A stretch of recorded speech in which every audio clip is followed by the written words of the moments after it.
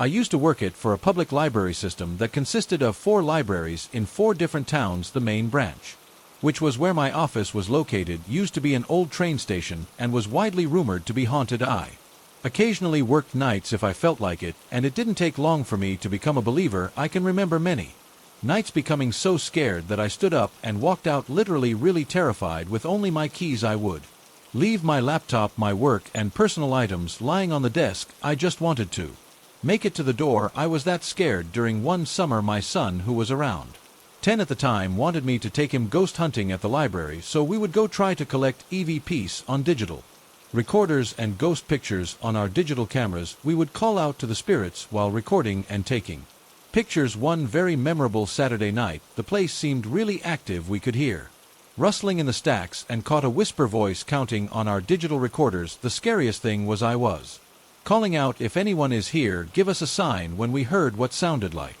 someone with a book close by, just a few shelves over from us. As we walked closer and rounded the corner, we saw a book fall to the floor. True story. I felt like we were in danger, so we immediately left, but it doesn't end there. The next day was Sunday, and the library was closed. We woke up early and went back to see if a book was lying on the floor where we thought it should be, and it was.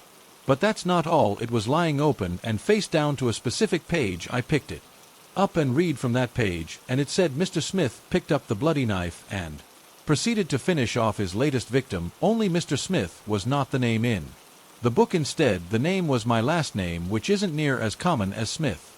This has been almost 15 years ago. I asked my son and my wife about it just to be sure before I posted this. They remember it just like I do. It was certainly interesting. I worked in night shift at a hotel, so I've had a ton of weirdos come through, but this is the most recent. Everything started off normally. Usually once I click in at 11 p.m., I can just sit at the desk and only see a few people. I am a loner. I prefer it this way. Anyways, about 2:30 in the morning, a guy in his late 30s comes down and stands in front of me at the desk. I've worked this job for 5 years, so I can pick out weirdos pretty well, and I knew right away something was off about him. He didn't say anything at first, just stared at me, so I asked him, "Can I help you?" He mumbles something. All I can make out is the word coffee. I tell him there's fresh coffee available in the breakfast area behind him. He turns to look, then looks back at me, confused. "Do you have some coffee I can take to my room?" My first thought is this guy is drunk as hell, and I told him he could take a cup of the already made coffee, or I could give him a couple of packets to take to his room. He wanted the packet, so I grabbed a couple and gave them to him, hoping that's all he wanted and I could go back to watching TV. No such luck. He kept standing in front of me, looking at the packets of coffee, confused. I've had enough of drunk guys, so I walk over to the other side of the desk and stare at the TV, ignoring him. After a few minutes, he wanders into the breakfast area and stares at the pots of coffee. He then wanders over to the fruit, the cereal, yogurt, back to the coffee, just staring at everything and walking in slow circles. After a while of that, he stops looking at the food and looks at the ground. He then starts muttering to himself while he's walking in circles. Now he's officially freaking me out. He's at least 6 in taller than me, 50 pounds heavier, and I'm the only one on shift. I start thinking of escape options like locking myself in the laundry room, running to the gas station next door, whatever else. I've had to do it a few times when things have gotten really bad, so I try to plan ahead. When someone is giving me bad vibes, about 15 minutes after he starts walking in circles, he heads back down the hall, still muttering. I relax, happy he's gone to bed to pass out, and I'll have the lobby to myself. Again, probably 5 minutes later, I glance out of the front doors, and he's right there staring at me, smoking a cigarette and still talking to himself. I'm starting to think he's high on drugs, and that scares me enough to grab a pair of scissors when he's not looking and hold them down by my side. I start to think about calling the police, but what for? He hasn't done anything, so I decide to wait it out and hope he goes to bed soon. Since it was a bit after 3 a.m. at that point, for the next 30 minutes he walks up and down the halls, through the lobby and outside, then comes back in through the back door and loops around again. The third time he walks by me, still talking. I was terrified and was on the verge of saying screw it and calling 911 anyway, just to have someone else there with me. Just then an old woman walks up to the desk and asks me to call her a cab. She has no idea how happy I was to see her. I call for her and start chatting her up. Very unusual for me. Just To keep her in the lobby, the weirdo comes around the corner for the fourth time, and the old woman tells him to pack his stuff. They're leaving because he woke her up and that she couldn't go back to sleep. Apparently this old lady is the weird guy's mom, and I feel much better knowing he was going to leave as soon as the cap got there. As soon as she told him to pack his stuff, he gets angry. He didn't want to leave. He told her to go back to bed, but she was adamant, and after they argued for a bit, which was awkward for me just standing there watching, he goes upstairs to pack. She explained to me she could tell he was getting agitated, and it was time to take him home. I talked to her for a while, and she opened up to me and told me her son is schizophrenic, and she's the only one who will take care of him. She told me she just wished someone would take him for just 6 months, like a hospital, to get him on his meds and into good routine. I felt so awful for her. She seemed so tired and helpless, and I do have mental issues myself, so I could relate to the struggle. All of a sudden the weird guy comes running out demanding to stay, and they argue again, except this time he sees me watching and focuses on me, storming up to the desk and screaming, "She's going to call the cops. I didn't do anything. Are you going to clean my kitchen? Why haven't you put me in your mouth yet?" and other horrible things. While I just stood there stunned, I held up the scissors to defend myself, and his mom screamed, "Stop, do you hear what you're saying to her?" and he calmed down just as fast as he snapped the cat pulled up, and as much as I felt for his mom, I was happy to see them pull away. So creepy schizo guy, let's not meet again. In my last year of college, I picked up a job on campus working at the front desk in one of the residence halls. This meant that I would be working weird overnight hours. Being the night person that I am, I was all for it. At the start of spring semester, a new student named Ryan moved into a vacant room on the first floor not far from the desk I sat at 3 nights a week. Ryan was a tall, lanky 20-something-year-old guy with blonde hair who showed no expressions and seemed to be a bit socially awkward. He had an off vibe about him from the start. In that first week, he came to the desk frequently to ask questions, and I gave him the best advice I could. Well, my kindness might have been a mistake. About a week later, I'm sitting at my shift, 12 a.m. to 6 a.m., just minding my own business and catching up on some homework. Ryan comes running down the hall. He starts a conversation trying to get to know me. I'm being polite and listening, knowing he probably hasn't made a lot of connections yet. Being new, well, he shifts the conversation and starts talking about religion, rambling on the next hour and a half about biblical plagues, the world ending, how the peace sign and various other hand signs mean that you praise the devil, inquiring my own personal beliefs, aggressively telling me that I'm going to hell, even though I told him I was also a Christian, and how he desired to join the jiu-jitsu club so he could learn how to crush someone's windpipe, all while I'm just listening and have only said a few words. Red flags were going up in my head the whole time, realizing that this guy might not be stable. He's pacing the floor and raising his voice at me, so I started recording the conversation in case I needed proof for my boss, or if something happened. I even had the campus police number pulled up on my phone because the conversation started getting extremely uncomfortable and he had a lot of anger in his voice. He would stare at me without blinking while he talked. As he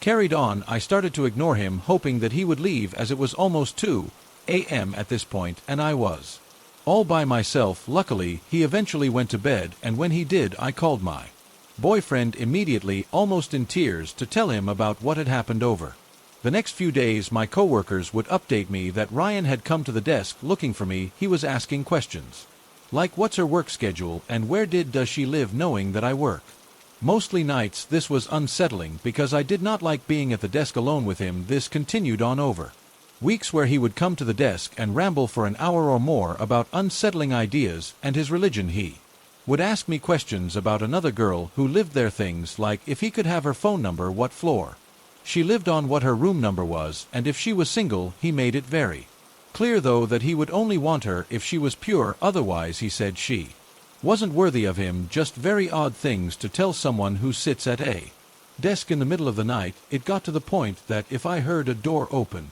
on the first floor, I would run to hide in the closet so he wouldn't know I was working. Sometimes my boyfriend would come sit there with me if Ryan wouldn't leave. Another night specifically, I texted a coworker to call me from the desk phone and say that there was an incident they needed help with on the 3rd floor so I could escape. He tried to follow me upstairs, putting his hand on the elevator door so it wouldn't shut. I pretended like I was taking a form up to my coworker and hid out in the third-floor common area for about 30 minutes hoping he would be gone.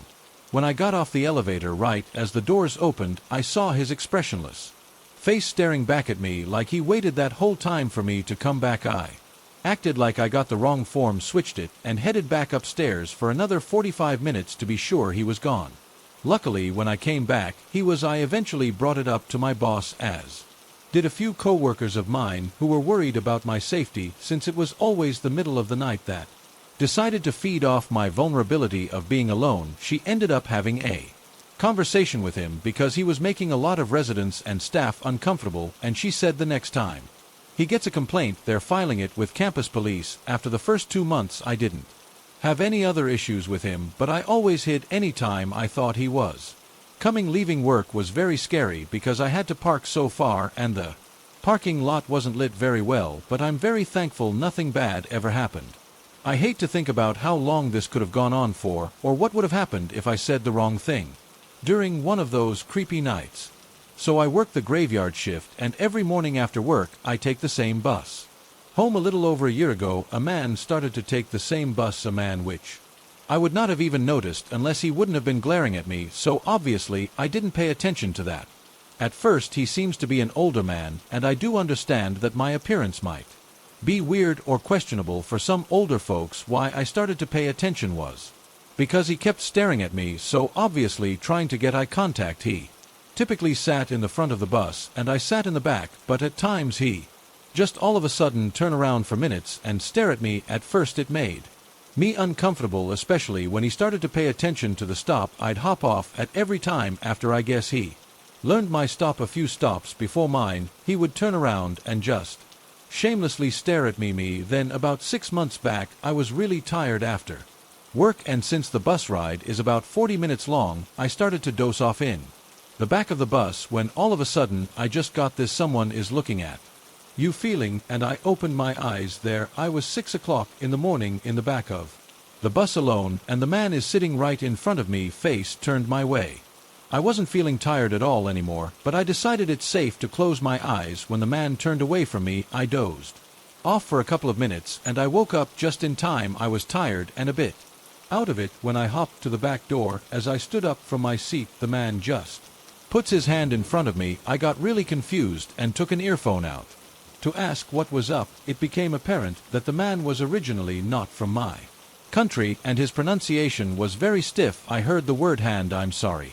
What I asked, a bit startled. He asked me to take his hand. Like I said, I was really out of it, so I just looked at him dead in the EY and blurted out no in confusion and walked right past him. After that encounter, he started to come sit close to me instead of sitting in the front of the bus. Even when I felt his eyes on me every single time, I just kept telling myself it's all good. I have quite bad anxiety, and sometimes I tend to overthink things, but I decided that this was not one of those cases. Last week, the man got on the bus like every morning, and he sat on the other side of the aisle from me. I saw him from the corner of my eye. He was leaning towards me, so I took out my earphone and gave him the "what" look. He said something I couldn't understand and ended it with saying, I said, "Good morning." "Oh, morning." I nodded politely and then went about my business. The whole time I could see him just staring at me, and all of a sudden I felt a bit more uneasy, even though I had already started to not care about the situation this morning like every other.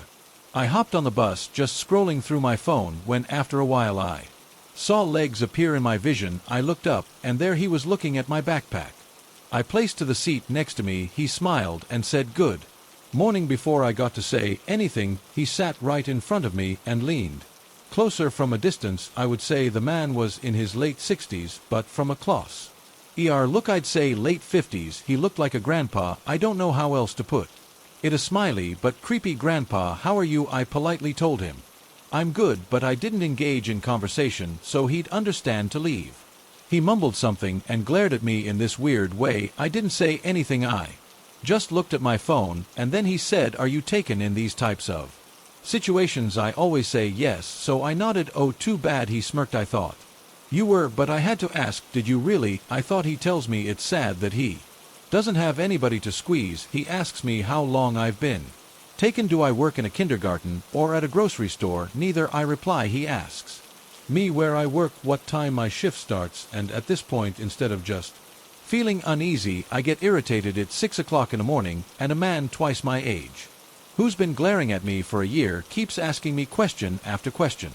All of a sudden he stood up and sat right behind me, thinking he finally got the hint. I put my earphones back in, only to take them out a few minutes later, because he leans closer and asks, "So what year were you born?" I answered him, 1997. He nodded and leaned back, and then he said, "So you're that young?" He sat behind me for about 10 minutes before he once again stood up and went to sit in the front of the vehicle every now and then, just turning to look at me. This isn't that scary, but it was very comfortable. I think I might need to change bus. I've got about 1 million of these let's not meet experiences, but this is one of my favorites and my brother's favorite story to tell his friends about me. So here goes. About 12 years ago, when I was 22, I worked at a video store. It was a few days before Halloween, and my manager asked me if I would work it since everyone else wanted it off. So me, being the good employee I am, I said yes, and asked if I could dress up. She agreed and said I could dress up as whatever I wanted. Can I dress up as a chick? I was joking, actually, until she told me I didn't have the hair on my nuts too. Challenge accepted. I went out shopping and bought a wig, dress, and some makeup, and I borrowed a bra from my current crazy girlfriend at the time. Another story for another time. I did my makeup the way I saw my girlfriend do and proceeded to walk to work. Now, I only lived about a half-mile from the store, and since I lived within walking distance to everything, I didn't see the need for a car at the time, so I started walking. I had to cross the street, walk across a bridge, cut through an abandoned parking lot and through an alley, and I was there. It was dark outside, but I've never had anybody bother me while I was ever out for a nightly walk until this night. About halfway across the bridge, I look up and see a man in his late 20s, maybe early 30s, walking towards me. As I get a bit closer, I realize the undersized is checking me out. I giggle a bit and laugh at the thought that I must make a pretty hot. Sure, I walk past him and continue on my way. As I walk and continue to let my mind wander in La La Land, I get through the parking lot and start down the alley, when I hear someone say, "Hey sexy girl," and I feel my ass get slapped. Not like a love tap, but full-blown painful ass slap, the kind that leaves red marks. What the I yell as I turn around and confront this and realize it was the punk I passed on the bridge. Oh, man, I'm sorry. He was obviously caught off guard. Looking back on it now, I can't stop laughing as I type this, but at the time I was beyond livid. I grabbed him by the cuff of his shirt and shoved him on the ground. I moved in to kick him a few times, but he was pretty quick to get up on his feet and run away. He took off the way we came, repeatedly yelling, I stood there just stunned for another minute, thinking to myself, what in the hell just happened? I went into work, and as soon as my manager saw me, she started laughing. I didn't think you were actually going to do it. Of course, she laughed even harder when I told her I was almost sexually assaulted. So pervy guy, for your sake, let's not meet again. About a year ago, I spent a decent amount of time working in a different city than I live in. One day was particularly cold, and the Airbnb I had booked was pretty far away. I didn't have a car and had failed to pack a warm coat. I ducked into the Kmart nearby to buy something I could wear on my walk, with the intention of returning it the following morning. My best option was this enormous double XL fuzzy bathrobe. My walk to my place for the night led me through this beautiful botanic garden along a waterway. It was nearing midnight, and I was halfway through my journey. I'm usually quite aware when I'm out, particularly at night, but I had let my guard down a bit, due in part to the enormous bathrobe I had wrapped around me. It was like wearing a fuzzy suit of armor. Suddenly, I felt intensely uncomfortable. I couldn't quite put my finger on what I'd heard, but my immediate thought was a couple of men holding a whisper conversation. I rounded a corner and ducked into some trees, sucking my breath in and straining to understand what I was hearing. Light footsteps, voices too. Men neared my high-in spot on the path, and I internally paraded myself for not being more careful. Nobody was out, so screaming would do nothing. I'm a very small female, so the situation was one of my worst nightmares. As they passed, I heard she's around here somewhere. I felt physically sick until one of the guys lets out a low whistle, and I heard the jingle of a collar, a dog scurrying past my spot, and a good girl, followed by smoochy noises. An intense sense of relief followed. They were talking about their beloved dog not hunting me. They seemed harmless and daring. Even I readjusted my bathrobe to cover my head. It was so cold and I popped out from the trees. I didn't realize until I later looked at myself in the mirror that the bathrobe arms were now on top of my head, sticking out like some grotesque bulbous monster appendages. I also didn't realize that the men had stopped or were walking very slowly, only a few meters ahead of me on the path. One of the men screamed in terror when they saw my emergence from the trees. The other swore loudly, and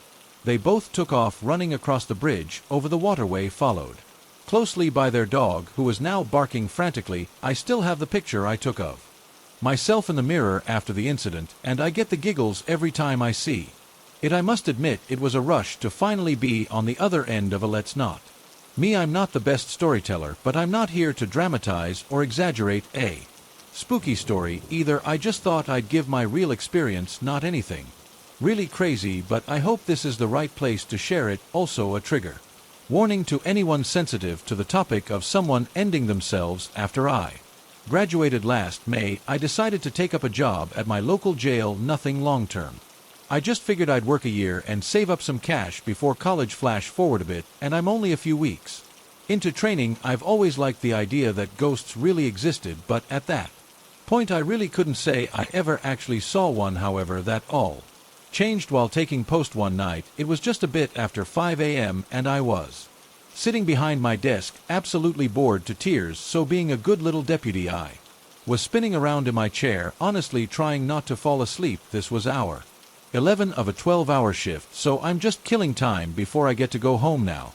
To give you a bit of visual of where I am, I'm in a giant room with a bunch of cells. At one end of the room is the officer's desk with big windows behind it. These windows are also really reflective, so officers can look into the pod from the hallway, but inmates can't look out into the hallway from inside the pod. At the other end of this pod are all the cells. This particular pod has some cells that were behind a second pane of glass. I hope you're still with me because this is important, I promise. Anyways, I'm spinning around in my chair at my desk and happen to glance up at the reflective windows behind the desk. As I do, some movement catches my eye upstairs. There's someone walking around up there, out of their cell, but behind the glass. I stare at disbelief for a moment and I instantly freak the out. I'm thinking somewhere along the lines of holy who the hell is out of their cell at this hour? Oh man, my ass is grass. Man, I quickly turn around and see no one up there. I scramble and check the monitor that gives me control of the cell doors and make sure all of them are locked, which they are. I even go up there myself and make sure everything is as secure as can be. Somewhere in the middle of me making sure I'm not about to get fired, it dawned on me that was a ghost. There was no mistaking it. I 1000% saw someone up there. Now, I don't mean I saw a quick little shadow or a suspicious looking speckle of dust. No, I was distinctly looking at someone in an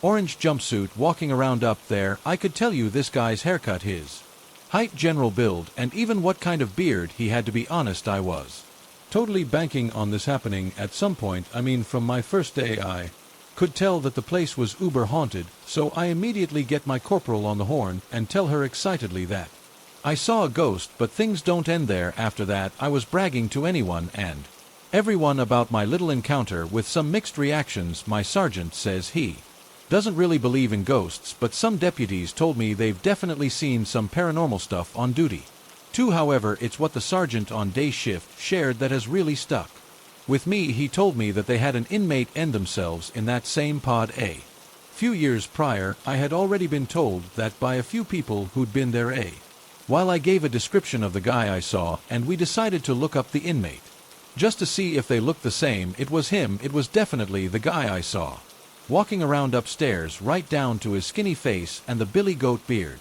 There was no mistaking it. I've talked to some inmates about it, and I've had more than one tell me that sometimes they can see and hear someone walk by their cells and peeking in at the late hours of the night. It can't be a correctional officer they're talking about because they're always wearing an orange jumpsuit. Well, that's my spooky experience. I didn't really have any notable encounters after that, but I'd be happy to answer any questions any of you might have. But I hope you found this interesting. I got a new job. There was this guy who used to watch me whenever he was around. We didn't work together, But we worked in the same department. We did sometimes work together, but it was rarely. All the weird stuff happened a few months after I started a new job and moved within walking distance to my new job. One October night, I was walking home when a tall man wearing a hoodie came suddenly out of some bushes. As I walked by, I found this bizarre. So before I entered my apartment, I looked back and saw him standing by some trees watching me. When he realized I saw him, he jumped behind the trees to hide. I told my boyfriend, and he thought it was a drug dealer. Anyway, I started walking through a different trail. When a month later, I saw the same man. This time he was crouching by the trailer of some parking lot. He got up and started walking away from me, but he kept on watching me. After a week he showed up again, but this time I was halfway to my home and he came out of hiding behind the trailer and started walking towards me. I beelined for my apartment store and ran inside. This time he knew which apartment I lived in. As the previous times, I would walk around to the front of the building so that he wouldn't know which apartment I lived in. He seemed like he was trying to figure out where I lived, as he could have attacked me multiple times. It doesn't end there. I got laid off and got a new job. After 3 weeks of working there, I was getting on the bus when this guy who looked similar to the guy in the parking lot was watching me get on. I quickly hurried to the back of the bus. When he got to my stop, he pulled the string and got off. I got off as well, but then decided to wait for this guy to keep walking, but unfortunately, he slowed down his pace, seemingly waiting for me to pass him. I ended up walking behind him until we got to some lights and he wouldn't move. I decided to walk fast and hide from him in case he was looking for my new job's location. During the time I worked there, I saw my ex-coworker on the train. When I was heading back from my interview, he saw me going in the same direction as him and he started running. He ran pretty slow, like he had a limp or something. It was kind of strange, but anyway, I also saw him hanging out at the mall when I was there with my mom, but this doesn't really matter as it's a popular place. Anyway, I got laid off from this job due to the pandemic, and I had a month where I didn't go outside much. After a month, I got a new job within walking distance. After 1 week, I was leaving work when there was a guy just watching me again. He looked similar to the previous guy watching me when I was walking home, so I ran away and got to some lights, but I couldn't see him anymore for about a month and a bit. I didn't see anyone. One night, it was relatively warm. I was closing close to midnight and was walking home when I saw a white car parked behind some store, seemingly out of view of any security cameras. I was suspicious of it as it had its headlights on and it seemed like someone was sitting in there. I'm walking by it and kept looking over my shoulder at it until I decided it was probably safe. Anyway, not a second goes by and I get this feeling I should look behind me. I look and I see my ex-coworker walking towards me. I start running as fast as I could and the adrenaline helped me get away. I didn't look back until I cleared some space between us and I couldn't see him anymore. Luckily, there were some men waiting for the bus at the end of the road, so I wasn't too worried he'd come running for me, as I have seen him run. So another month goes by without me seeing him, but I assumed he was on vacation as he showed up approximately a month later. One night in early May, I was walking over to a grocery store to pick up some groceries I really needed after work, as it was only 9 p.m. So as I'm walking there, some guy wearing a hoodie comes up from behind me. He starts walking towards the bus terminal, but I guess he overheard my conversation to my boyfriend as I was telling my boyfriend that I was going to the grocery store so I could pick some stuff up and walk home. I get to the grocery store and get my stuff. When I'm about to start walking home, I see some old-looking guy dressed like a teenager standing outside of the grocery store. He was wearing the same clothes as the guy I saw earlier, and he was watching me and trying to get close to me. I start telling my boyfriend to get an Uber instead, and I walk over to some bags of fertilizer to hide from this guy, but then I notice him start to look for me. I stare at him and make eye contact, letting him know that I know he's up to something messed up. He stares back with these soulless eyes, and luckily then my Uber showed up and I hopped in. I'm not sure if the guy has anything to do with my ex-coworker or if he was some random psycho, but I do know that it helped me look out and it ended up saving me, as I made my boyfriend meet me after work. After that, I was extremely paranoid and always on the lookout for creeps. I made my boyfriend meet me after work if it was dark out. A few days later, after no bizarre events, my boyfriend comes and meets me when I see some car with its headlights on parked in front of a store we had to pass. We start walking by it when it slowly starts driving away. Seemingly watching us walking away, we get to some lights and I see the same car now in another plaza driving slowly and watching. I just freaked out. I tell my boyfriend and he gets scared. I assumed it was my ex-co-worker as the car. This time looked like his mom's car. I had seen his mom come pick him up at work once and she was driving a car that looked like this one. The next night we also saw some man with a black van with a passenger door wide open hovering around it, and when we passed him he started to follow us. We were freaked out, so we started to run a bit until we got further away. 10 minutes later I see some guy wearing a hoodie hiding behind some building with his back against the wall. I don't know if the last two incidents are related, but it sure terrified my boyfriend, and I mind you I used to walk home by myself for a month without any incidents, so I'm assuming once it was warm out whoever had been watching me was planning something terrifying. After this, I changed my hour at work even though my managers gave me a hard time despite all the insane I was seeing at night. I got my managers to give me a ride home any time I had to close, or I would get yours, but I never walked again at midnight or even after 10 p.m. even with my boyfriend. Anyway, I ended up seeing my ex-co-worker car multiple times in May when my managers drove me home. Eventually I stopped seeing his car as he probably realized I would never be out again at midnight.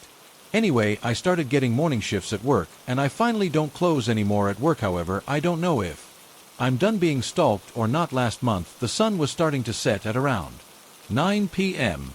I was walking by myself to the grocery store when I saw my ex-co-worker drive past me. I ignored it as I've seen him in this area and it's probably unrelated. Anyway, 30 minutes later as I'm walking back with my boyfriend had gone to a store, so my ex-co-worker might have thought I was alone. I see the guy who was watching me in the parking lot. In that same parking lot, that guy is back and he's lurking around. He sees my boyfriend and I and starts walking away but keeping an eye on us until we get into our apartment. Unfortunately, due to having in-person classes at my university, I'm back to working until 10 p.m. but I have my boyfriend meet me anytime I do. I'm worried it's all going to start back up again. I'm genuinely scared, to be honest, as this has been going on for almost a year.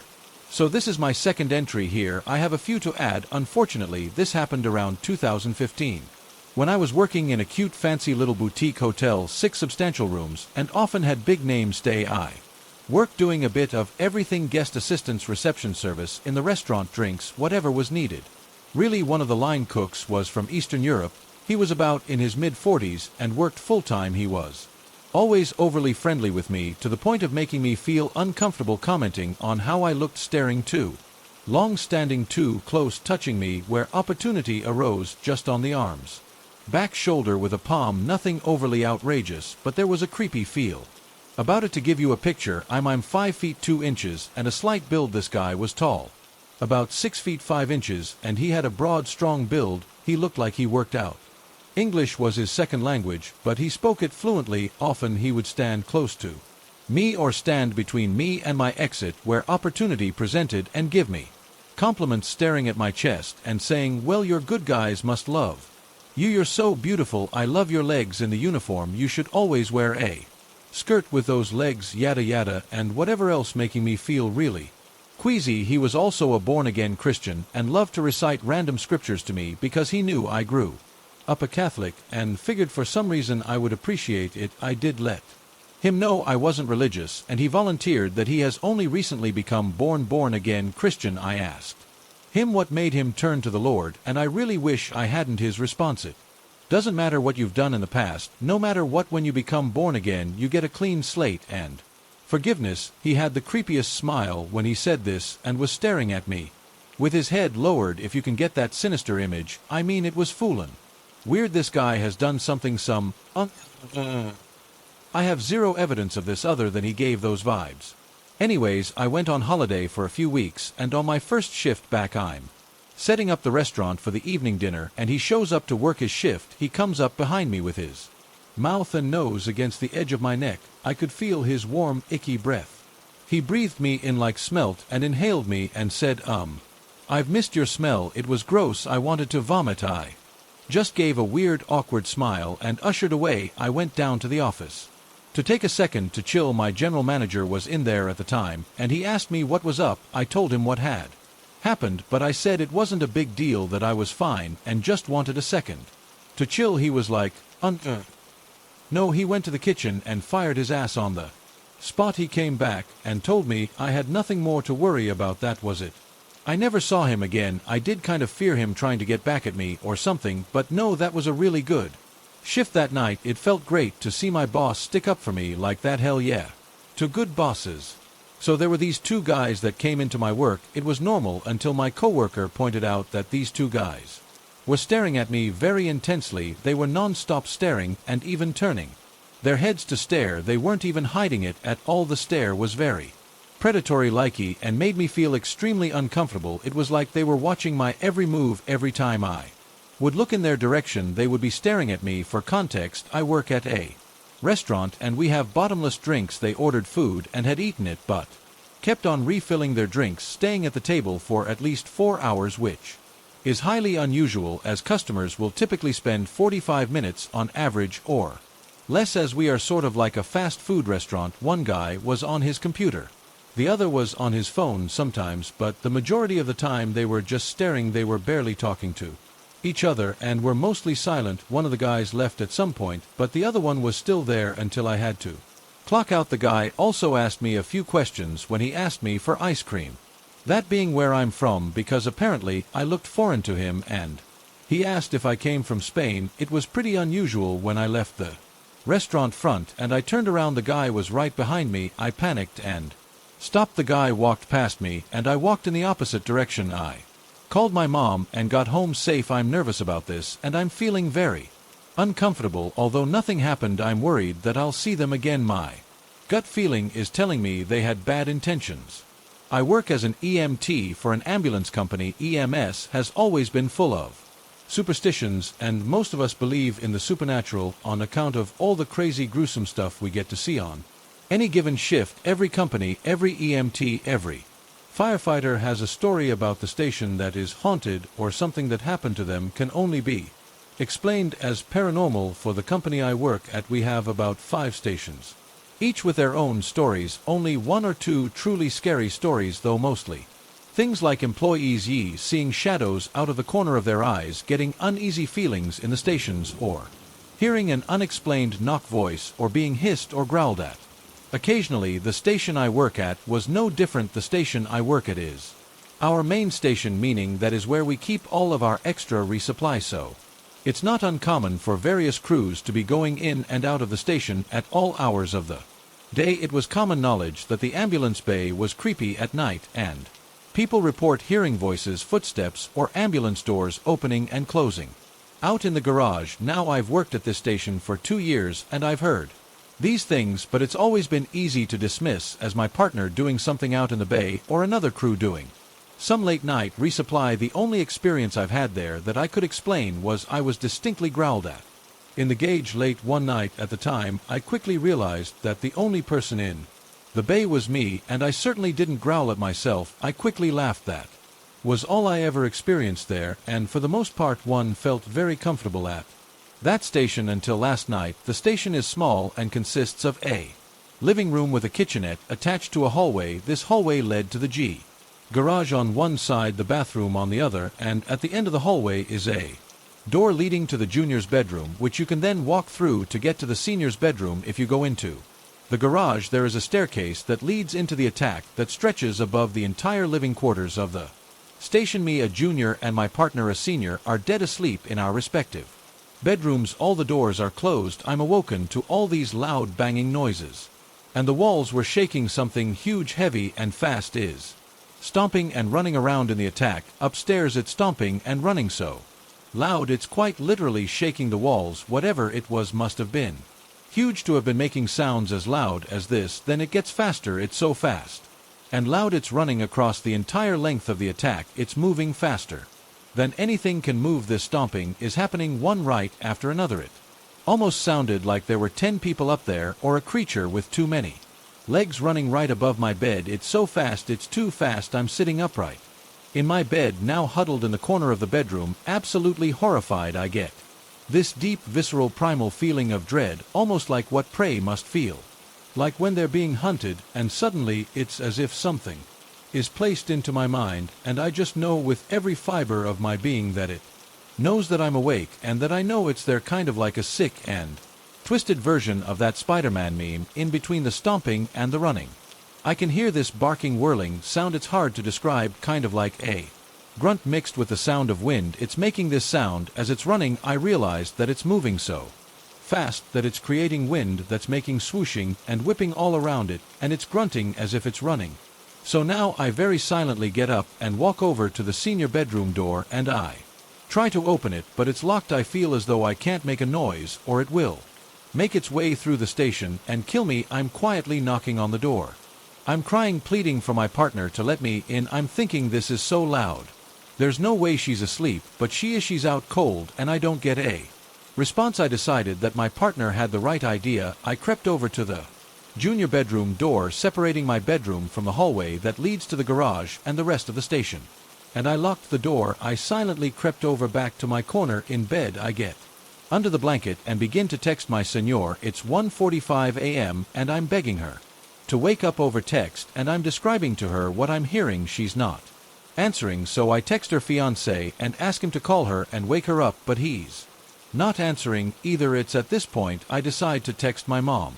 As I'm sitting there, I get a familiar feeling like before, an intense dread, a stark realization of pure truth. It doesn't even feel like my own thought, more like a piece of truth that was just slipped to me by the universe. The thing upstairs is not human. I'm explaining to my mom what I'm hearing, all these loud swishing wind sounds and stomping and running. I think hear it run down the stairs. When I tell you, my heart stopped and my soul left my body when I heard it coming down the stairs. My stomach dropped into my ass and I was nauseous. I genuinely thought I was going to die. I was waiting for it to start pounding on the door, and I'd never been more thankful in my life, because I thought to have locked it earlier. I was waiting for screaming or the door to start shaking or something, but it never came. It ran impossibly fast and hard back up the stairs. It went up the stairs, down the stairs, across the attack, down the attack, above my head, in circles, back, down, and then up the stairs again, and repeated itself all too fast. So now I'm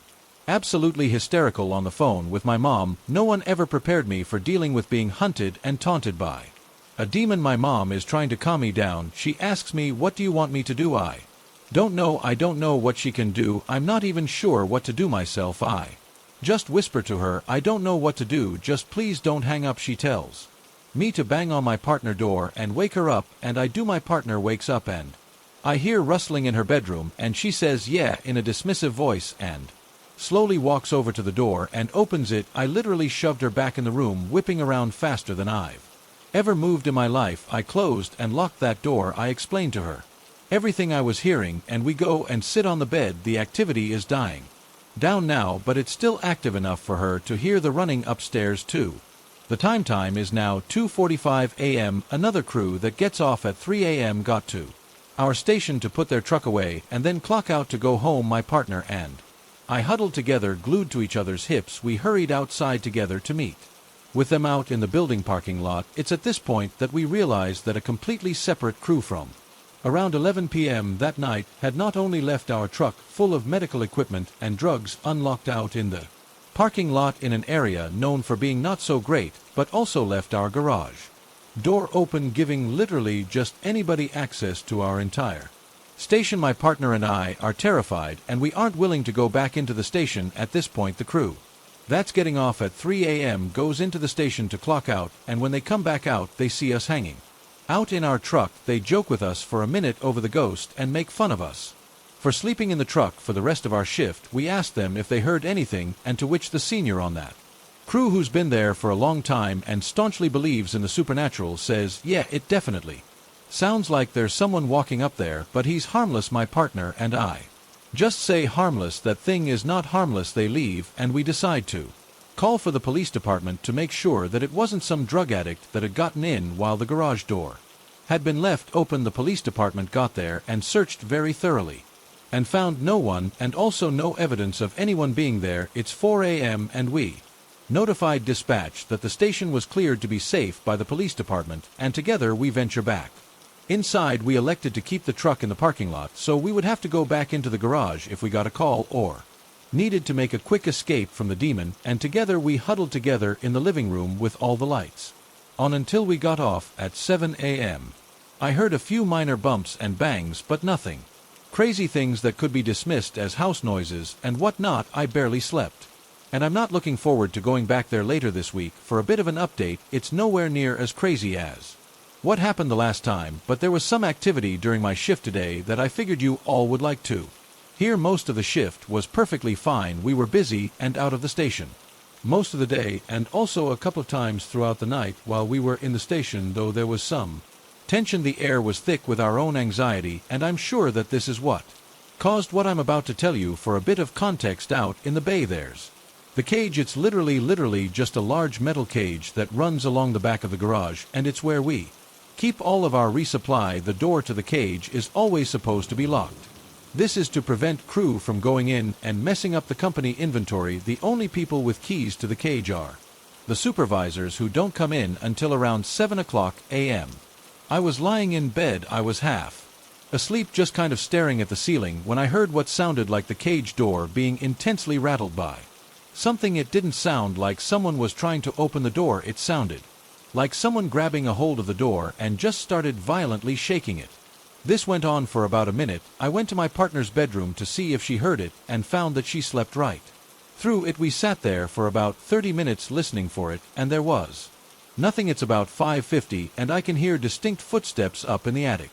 Nothing crazy like the insane marathon running from the other day, but quiet footsteps from up there. My partner says she can't hear them, so I just go back into my room. It's around 6:30 a.m. and I can still hear an occasional footstep up there, and to be clear, no one goes up there because it's creepy, and there's nothing up there anyway. It's just some boxes and an extremely dark attic space. Because I was only hearing some footsteps, I decided to go out into the garage and investigate. When I got into the garage, the footsteps stopped. There was no one in the garage. When I went over to the cage to try and recreate the noise I heard, I found that the door was open. I'm not totally convinced that it wasn't just a person opening the cage door a bit aggressively.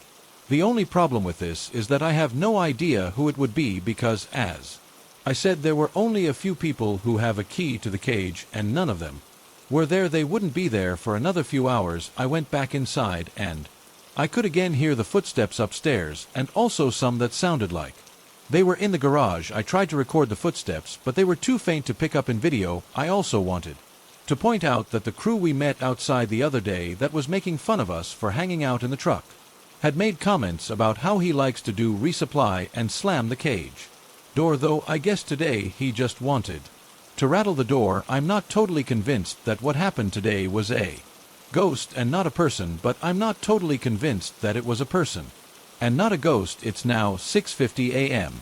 I get off shift in 10 minutes. I won't be back here for another 10 days, and I'd be lying if I said I wasn't sad about that. This is how being a paranoid stoner saved my life, or I could name it this: how I chased to creep down the street with a kitchen knife. Now bear with me, because I know this sounds crazy, and I've been debating about telling it, but now I feel like I just have to get it out, and I don't think there's a single person in my life I could tell this to without looking like a complete psycho wackadoodle afterwards. I'm a woman. I was 25 when this story happened.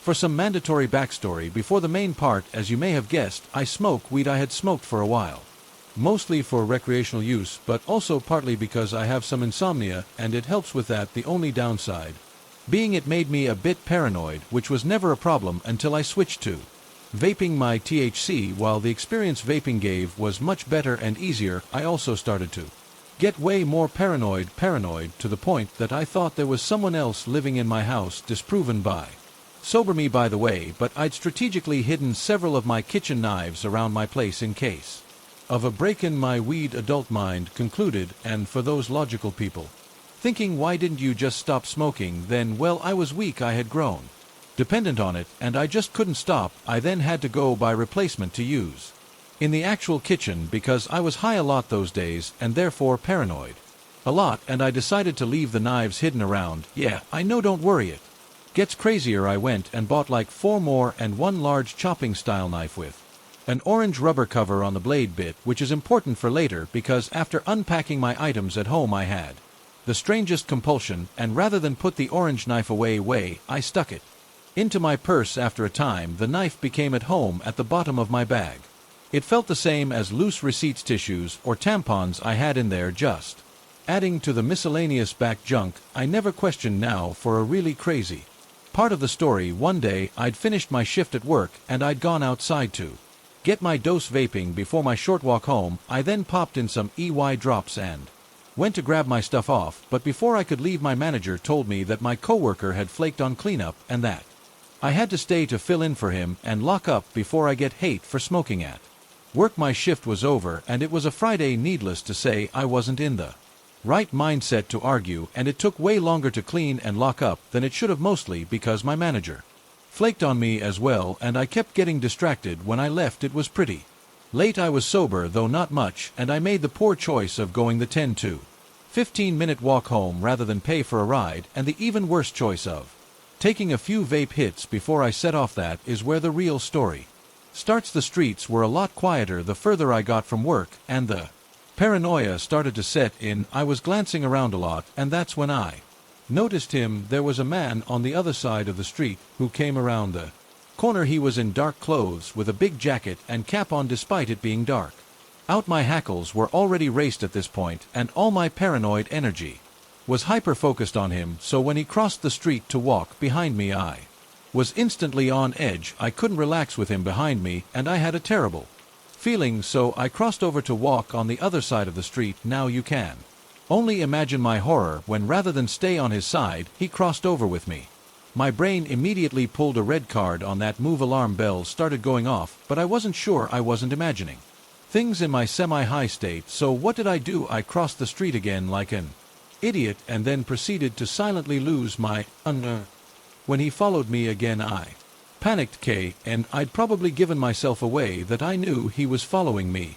There was no one close to help me. I was alone on a dark street with this creeper who wanted God knows what from me, and I was unarmed. Except you're not. The thought popped into my head, and I remembered I had that big orange-covered knife in my bag. My bag was wrapped over my shoulder in front of me, so he couldn't really see me open it and shakily rummage for the knife. I cannot describe the small rush of relief I felt when I had it in my hand, even more so when I took off the cover and it glinted back at me. When I looked back, the man was a lot closer and walking quickly towards me. I froze and stopped walking. He looked spindly as hell, and I thought I couldn't outrun him. So instead, I turned around to face him, and what was both the stupidest and bravest moment of my life, he seemed surprised by that, but only when he saw the knife in my hand did he stop approaching me. We both just stood there, staring at each other. I couldn't really see his face from the shadow of the cap cast, so I had no idea what he was thinking. I was a barely composed mess, but I felt the strangest confidence radiating from the big-ass knife in my hand, while his hands were empty. It was that same confidence mixed with my high brain and a nagging feeling that made me step forward. I was stiff and terrified, but my body started moving on its own, and I started to walk towards him, staring straight at him. He didn't move an inch, but as I got closer and closer, he finally shifted his weight and slid a foot back. That little movement must have triggered some long-dead predator instinct in my lizard brain, because suddenly my gut screamed at me to rush at him, and so that's what I did. I broke out into a run straight at him, and he nearly fell over his feet. Turning around, I got so close to him I could have touched the back of his coat, but instead I swiped downwards with the knife. I didn't even remember raising it. Slipped across the fabric, but snagged on the head hem for just a second. It would have fallen out of my hand if not for my death grip on it. He must have felt it, because in the next second he was bolting down the pavement like a man truly running for his life, and I, for whatever reason, ran right after him. He very easily outpaced me, but I didn't stop, and when he made the mistake of looking back with what I imagine was a horrified expression, he stumbled slightly. I think he might have rolled over his ankle or something, because he was suddenly much slower with an odd run. There was so much adrenaline pouring through me, I didn't feel afraid anymore. I felt so alive. I even felt a sadistic sort of pleasure watching him scramble to get away from me. I think I might have laughed out loud. It all came to a stop when my sane brain finally asked me, "What will you do if you catch him?" Now that thought immediately shut me down, and I stopped running after him. I Watched while he raced off, disappearing around a bend. While I panted, I was bent over, hands on my knees, trying to catch my breath and understand what the just happened. Was I still so high? I just imagined it. Did I really just run after a man with the undersworn knife? What would I have done if I had caught up with him? The adrenaline rush quickly just turned into sheer panic and disbelief. I started shaking like a leaf and realized I was still holding the knife. I threw it into my back, turned around, and started to run again. I ran until my lungs burned and my whole body ached, and then I just painfully jogged and walked until I finally made it home. Locking my door behind me, I dragged myself to the kitchen, pulled some water out of the fridge, and collapsed on the cold floor. I was shaking so much most of the water ended up on my face, clothes, and all over the place. I may have also cried a bit after sitting there, but God knows how long, my mind running the scene over and over in my head and all the terrible ways it could have gone wrong. I finally came to a conclusion that I was lucky as to have made it home, and that I was going to stop vaping since I had no control over myself. Sure, my paranoia made me notice him sooner and had prepared me with a knife, but if it made me an easy target, it could have gone so much worse. It was my bad decision-making went high that let me think it was a good idea to walk home so late. I eventually got off the floor, went to my room, and flushed my vape juice down the toilet. I went back into the kitchen and took the knife out of my purse. It had jousted when I ran and tore up the inside of my bag a bit. I was both relieved and weirdly disappointed it didn't have any blood on it, but I shoved that feeling deep down. I considered throwing it away, but after it saved my life, that just felt cruel, so I put the orange cover on it and left it on the countertop before taking an hour-long shower, crying a ton more, and then crawling into bed. So yeah, essentially this is a crazy story about how I quit weed and terrified myself for months afterwards. But now when I look back, no matter how terrifying it was for me, I can chuckle a bit and hope it was even worse for that creepy hope the image of me running after him with a knife scares the out of him to this day. Oh, and I still have the orange kitchen knife and one of my parses. I work at a jewelry store in a small mall somewhere remote in Canada. It's a fun job. I love my coworkers, love the customers, and love the fixed schedule. Working in a mall gives me, it's nice to know I'll be off by 6 p.m. every night, gives me plenty of time to socialize and study outside of work. The mall is a single loop with probably about 50 stores operating on average. They employ a staff of about 30 people. To keep the mall operating, half of this staff works admin, and the other 15 or so work security. As a regular 40-hour-a-week employee, I've had my fair share of interactions with security, having them escort me to the bus stop on the occasional night inventory, had me work late, or calling them into the store to help me deal with an IR customer. Over the years, I became good acquaintances with a few of the security guards. My favorites were Will, April, and Mark. Will was the friendliest. He'll pop his head into my store and say good morning to me when I'm opening. April was the most by-the-book security guard. She usually helped me deal with difficult customers. Mark was one of the evening security guards, so my only interactions with him were escorts late at night to the bus, during which he was quiet but polite. The schedule shuffle last year put Will on parking lot patrols, April mostly on the evening shift, and put Mark on day duty. Not the end of the world, just kind of sucked no longer having a friendly conversation with Will as I opened the store and not having badass April around to step in when customers got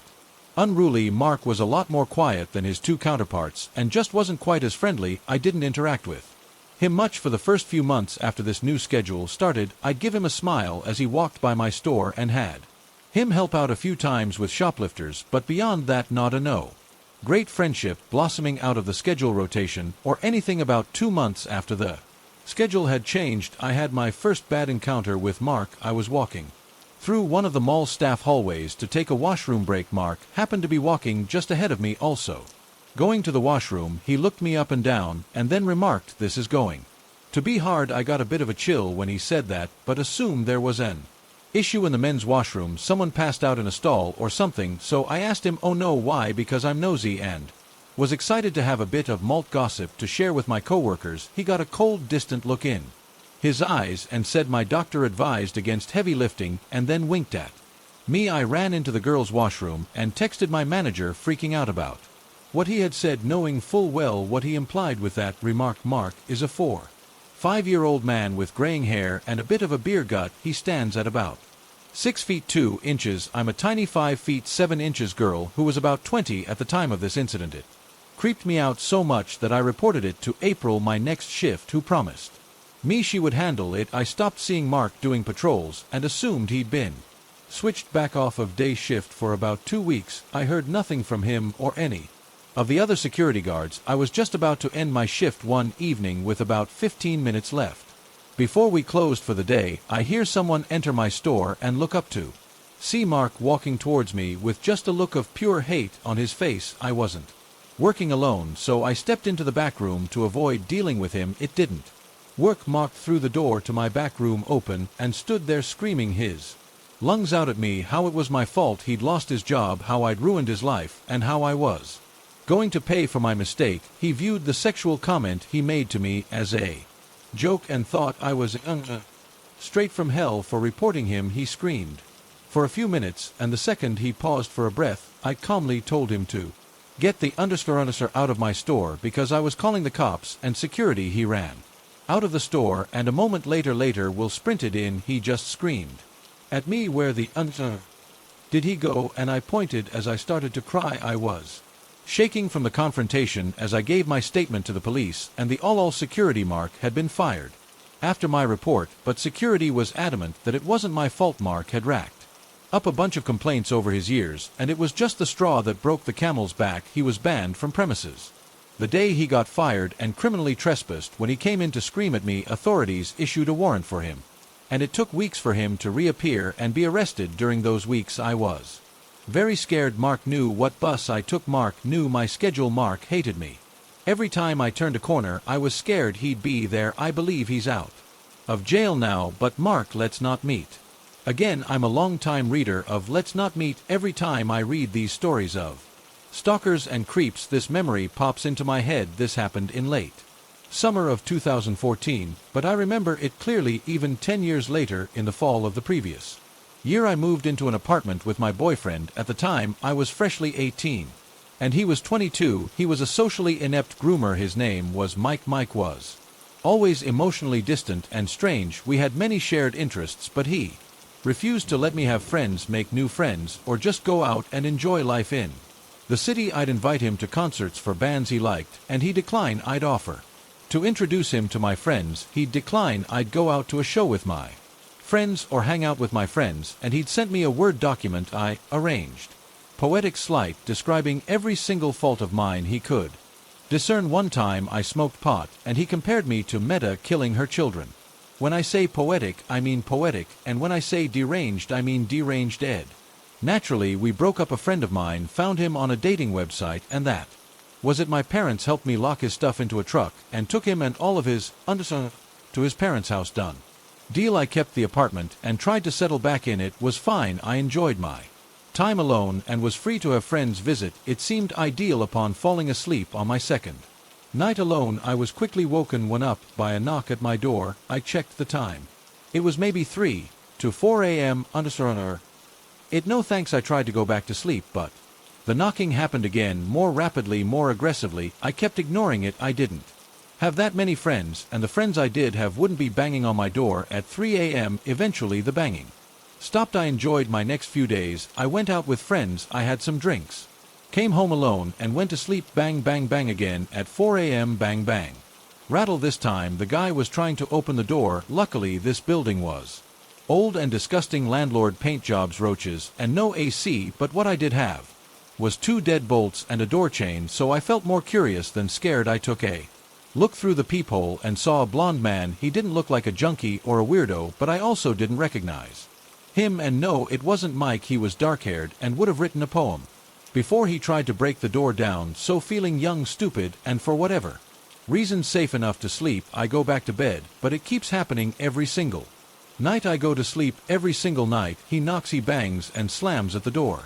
He jiggles the doorknob left and right. He yanks at it. He flies into the door with the weight of his entire body. He never talks. He would be as a SWAT officer, and for some reason I never call the cops. I think it was my cab era. I don't know. It went on for about a week, but I do call my friend and Pete.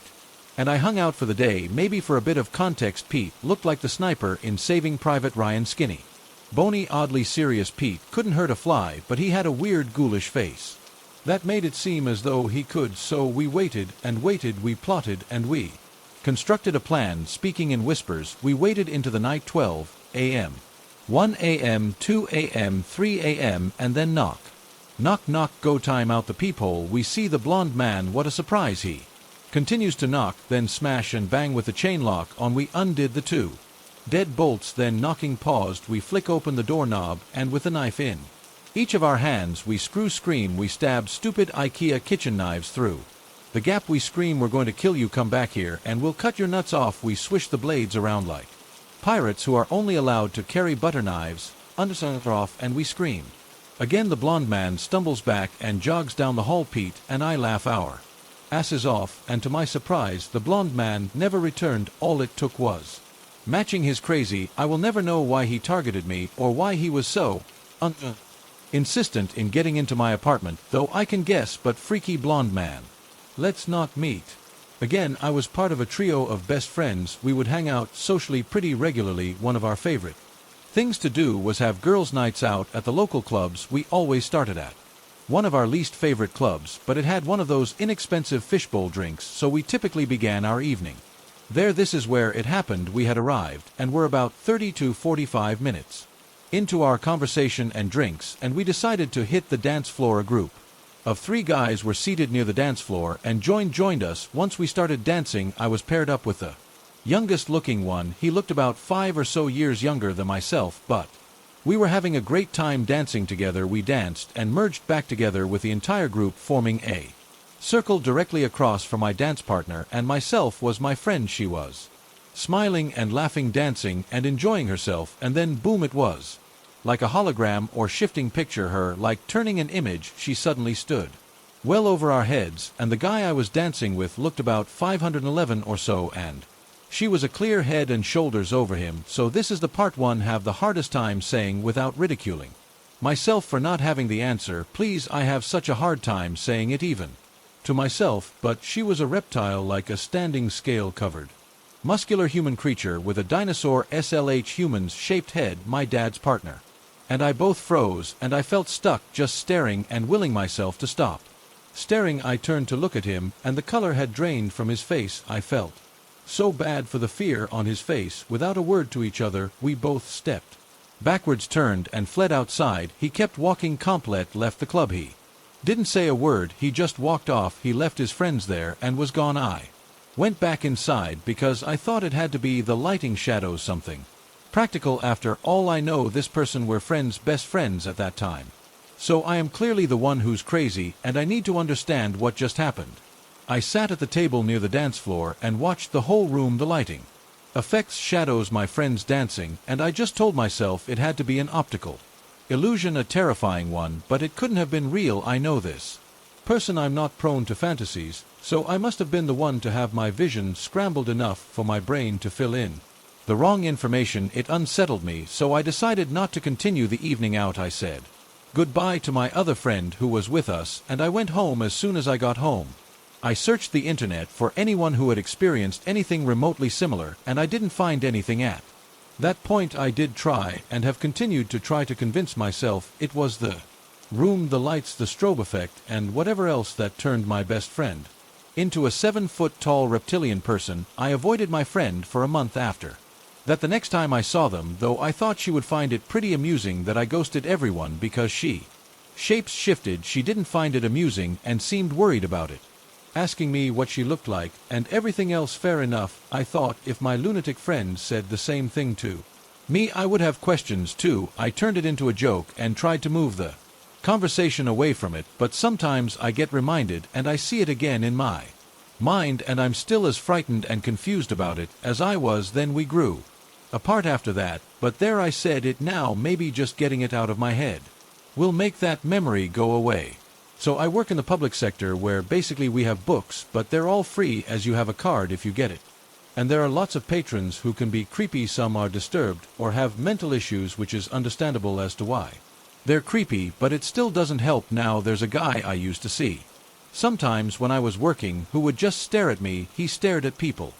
Anyone really. This night he decided to stare at me all shift. I only noticed a few times this night. I saw that he left for the bus stop. After we closed, I left for the grocery store, hoping to avoid him. When I arrived at the bus stop, he was there now. He left early enough to get on 2 different buses before the one we both got on. At the stop, I sat down just to chill, and he paced around, staring at me, unblinking the whole time. I'm a pretty big guy, so it takes a lot to creep me out. He accomplished this in 2 minutes. He kept staring at me until I moved. I figure if I stood there, I'd be at a better angle to defend myself. He then took my seat. See, this bench has 2 spots instead of taking the unsat in empty spot on the right. He took my exact spot and continued to stare, following me with his eyes as I kept moving around waiting for this damn bus to show. I at one point began moving back to my work for a better area. I would rather take the creepy people around there than him now. In reality, I wasn't really in immediate danger, as I could easily take him, but I didn't want to know what he could do. The LED sign of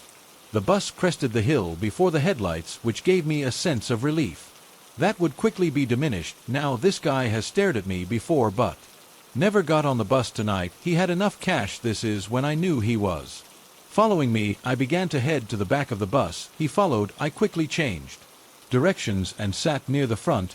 He weaseled his way to the front and quickly took a seat directly across from me. I know this as I was nodding off. An intense instinct of haha, I'm in danger took over me, and my eyes shot open. There he was, ever unblinking, ever staring, ever creepy. Now this part is what has scared me for a week and a bit. My bus service closed down some major stops without thinking how it would impact anyone. Anyways, the stop closer to my house is closed, so for a couple of shifts I had to get off on the stop before complaints from the public quickly made the closest stop become available again. He must have not known this, but somehow he did know I got off at the farther stop. This stop is also really sketchy, with a streetlight being covered by trees, making this tiny strip of sidewalk basically blacked out.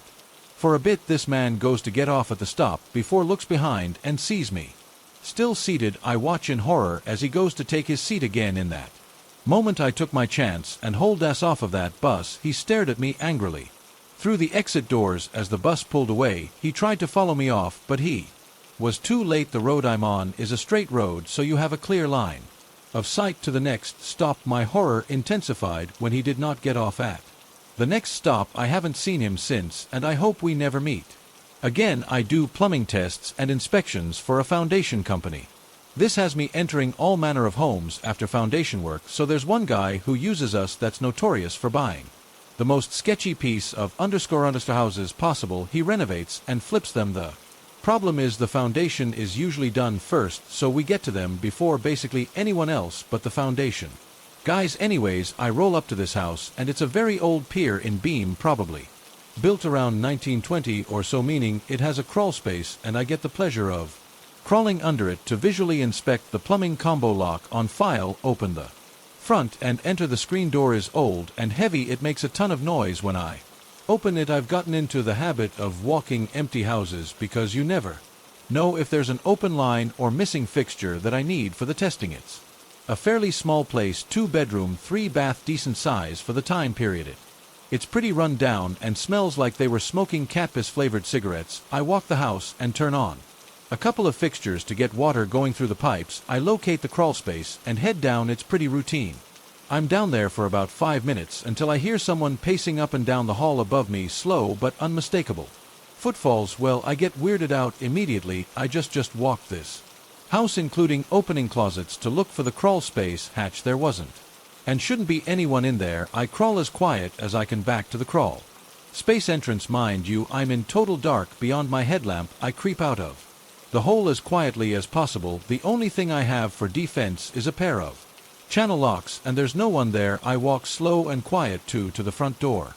I pee the underscore out of there and lock it. I tell the office the place either has transients playing hide and seek or it's haunted. Either way, that inspection was done. I recently received a friend request that reminded me of this story.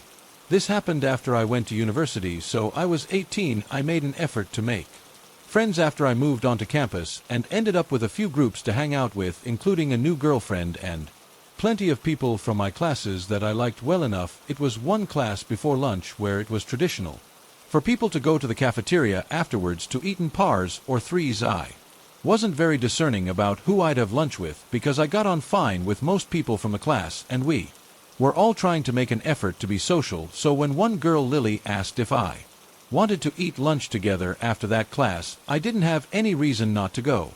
We talked about school and that kind of thing, nothing noteworthy, but she did ask me to get lunch with her again the next week. It became a pattern, and there wasn't exactly a way to start saying no.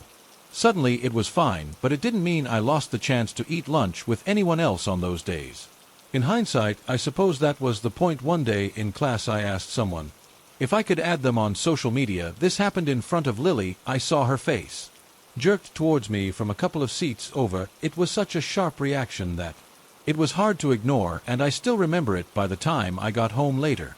That day Lily had sent me a friend request. No friends in common. I don't know how she knew my last name. I was a bit surprised, but I guess she just ducked through the university social media pages and found me there. It gave me a bad feeling, but surely it was fine. She ended up messaging me a lot and commenting on anything I posted. I told myself that she was just awkward and we became friends, if not close. I'd known worse people. She always got me to go eat lunch with her after our one shared class. Other than that, we rarely spent time together in person. I saw her around sometimes, but I never went out of my way to hang out with her, so it was mostly online messaging and seeing each other in group settings. Coincidentally, my girlfriend was also called Lily. This was something that clearly bothered Lily, not my girlfriend, who couldn't have found it less interesting. It is a common name. She occasionally hinted that she wanted my girlfriend to pick a different name or joked about it not suiting her. She clearly didn't like my girlfriend at all, and I had an idea of why it was hard to ignore. By this point, Lily was starting to subtly hint that she had a crush on me. I tried not to address it because what was I going to say? I've never known what to do when a friend makes a pass at me. I was also not interested in the least, even ignoring the weird stuff she pulled. Lily was not my type at all. She tended to dress and act in a way somewhere between a 50s housewife and one of those adults who is still obsessed with Disney princesses. If you can picture that. Things took an uncomfortable turn on the day of our last shared class of the year. Instead of asking me to lunch like she usually did, Lily asked if I'd go for a walk with her again. I didn't exactly know how to refuse, so I said, all right. Our campus was bordered by a large patch of woodland. Lily led me into the woods, and the sounds of our fellow students slowly faded away. She sat down on a log, and I joined her. She started talking about how she was going to miss me over the summer. I tried playing her, but I didn't want to be there, especially because she seemed almost on the verge of tears. I think I tried to make an excuse about having plans with my girlfriend, but before I could leave, Lily chose to kiss me without warning. It was uncomfortable, to say the least. I got out of there and was happy to think I wouldn't see her for a while. I came back to university after the summer, moving into a house with my friends. Without going off topic, there were some serious issues in my friend group, a lot of petty arguing, and worse, I broke up with my girlfriend around the start of that school year as well, and basically the whole mess made me recontextualize things with Lily because it suddenly didn't seem as bad. That said, I didn't want to be alone with her. We mostly talked online. She was still constantly messaging me. After all, one upside of everything was that I started dating a boy. Lily was not pleased to hear that news. I think she hoped to sneak in after I broke up with my girlfriend, but as I said before, that was never going to happen. There wasn't a big gap between my breakup and this new relationship, so she must have thought she missed her chance to be with me. This is where the story gets bad. At this time, I was fairly active on Tumblr. I occasionally talked about my life and mostly reblogged photos and stuff. I was on there one day when something odd happened. One of the blogs I followed had received an ask with some phrases I recognized. It took a second to register that it was taken from my About page.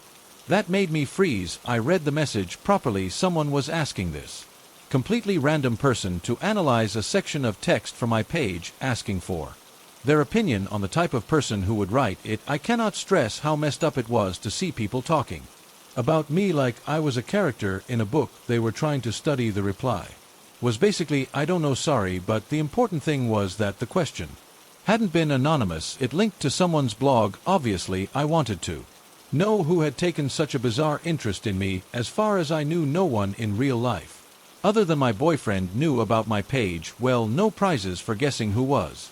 Behind it what I found was like a shrine. She was using a fake name, but I recognized Lily all over that thing. It was this cutesy pink and red page. There were a few posts about her interests, but most of the content was focused on her primary interest, me. Most of the posts were about me. There were accounts of things I'd done recently, things like he told me about such and such, he went to a nightclub recently, and whatever else, as well as references to things from as far back as I'd known her. It was clear she'd been keeping tabs on me both online and offline, gathering up every scrap of information she could about my life and hoarding it in her collection. She talked about us eating lunch together and how special our dates had been to her, as if it was anything more than acquaintances getting food after class. She talked about the time she'd forcibly kissed me in the woods, but she wrote it as if it had been mutual. She quoted lyrics from my favorite song and talked about how she'd always be there for me no matter who else came into my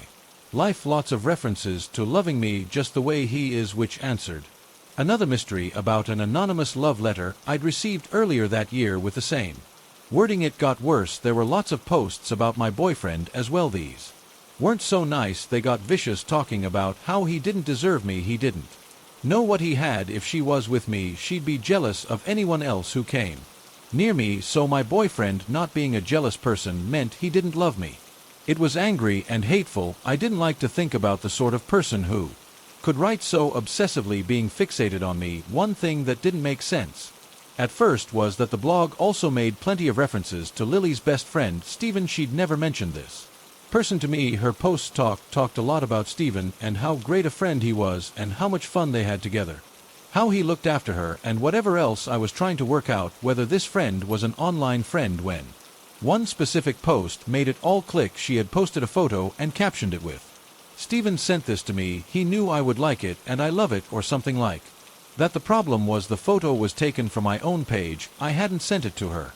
She took it from my page and then claimed this fictional best friend of hers shared it with her because in her head she'd split me into two people. In her messed up fantasy life, I was both the perfect best friend who was always looking out for her and her soulmate who was bound to end up with her. When I finally got over my sweet, kind boyfriend and all the other easy girls I hung out with it, she made dozens of posts complaining about who was she complaining to, you might ask. Oh, Lily had an audience. She asked open questions about me and her relationship with me and got messages back from her followers, people who took what she said had face value. I saw a bunch of random people arguing with this stalker that my boyfriend didn't deserve me and we were bound to break up soon so I could be with Lily, the person I was clearly supposed to be with. She had this fake fanfiction version of my life up for anyone to share their opinion on, and she'd made herself out to be the hero of it all. I went maybe a month back into this page's history. I did not look at everything that was there. It was too much, so I'm not sure how long this had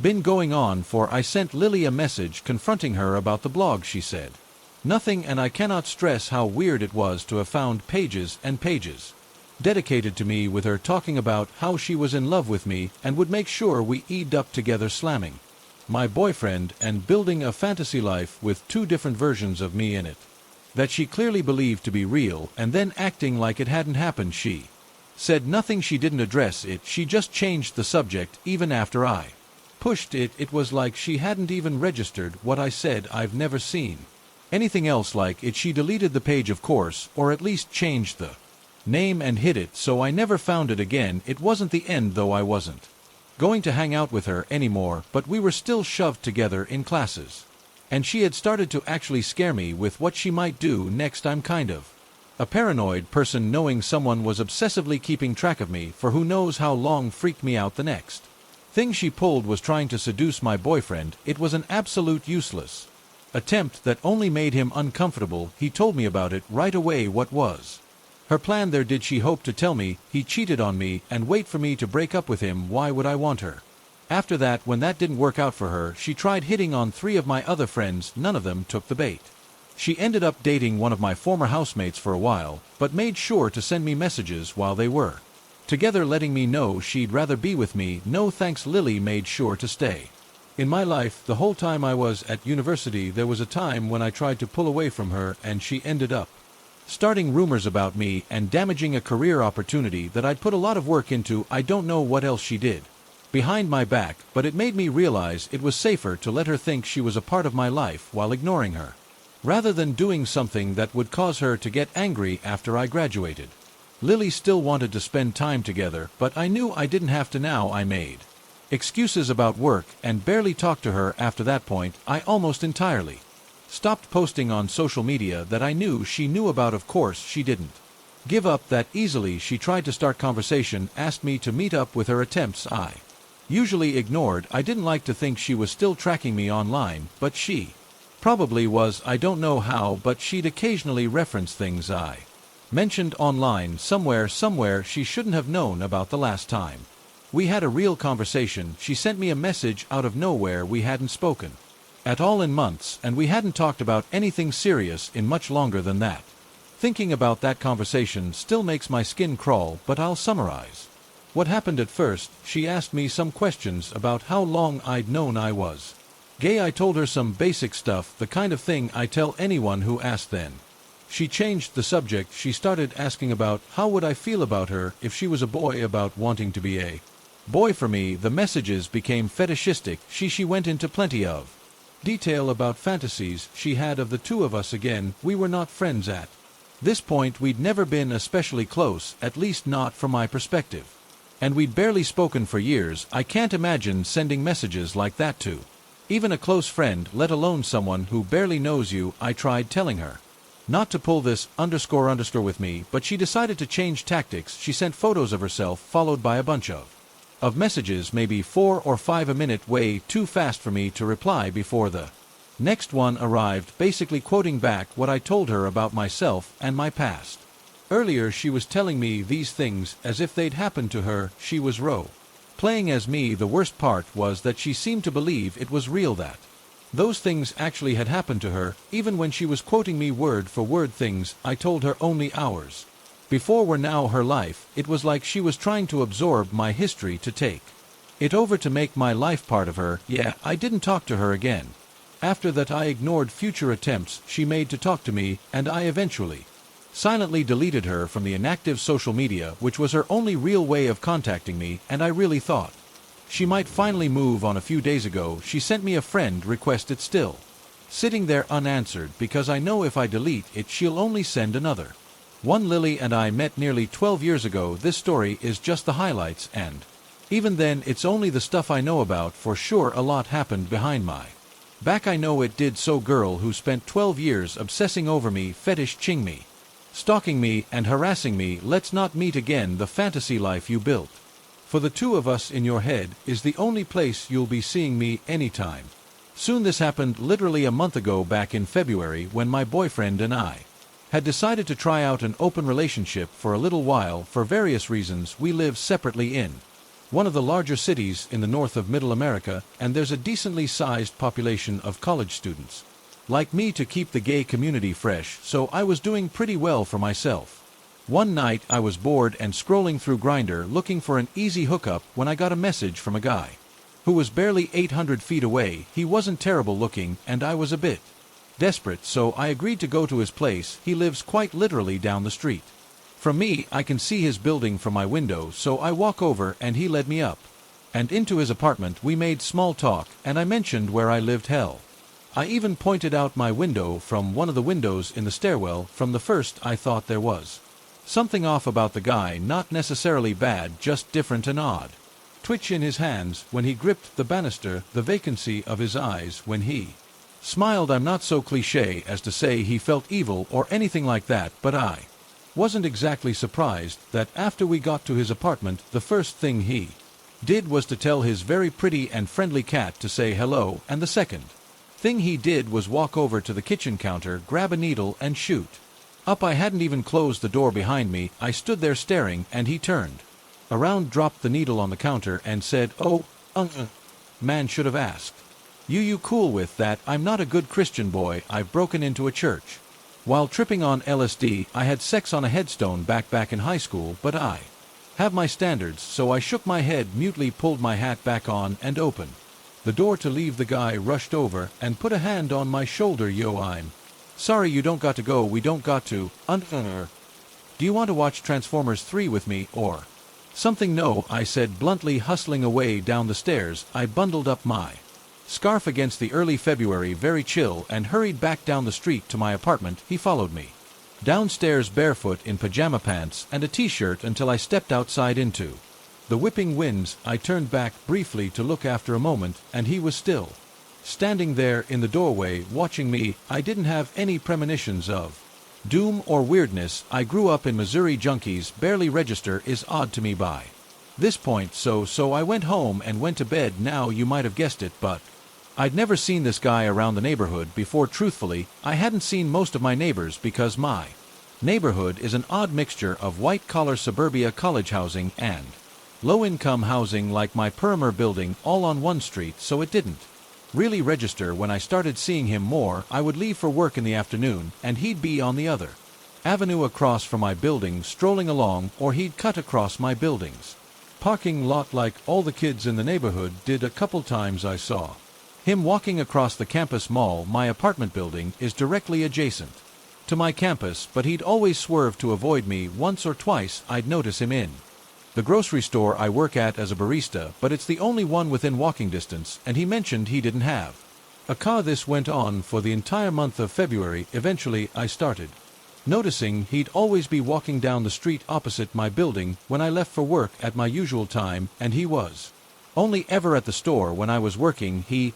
never approached the coffee stamp within the store where I work, but he'd look at me a couple times. I noticed him enter, look at me, pretend to shop, and then leave without buying anything. I was starting to feel creeped out, but he hadn't done anything yet to make me feel particularly unsafe. One day in late February, I worked an early shift. When I got off, I felt a bit crazy from a lack of sleep, and I left my place about 20 minutes before I usually leave for work.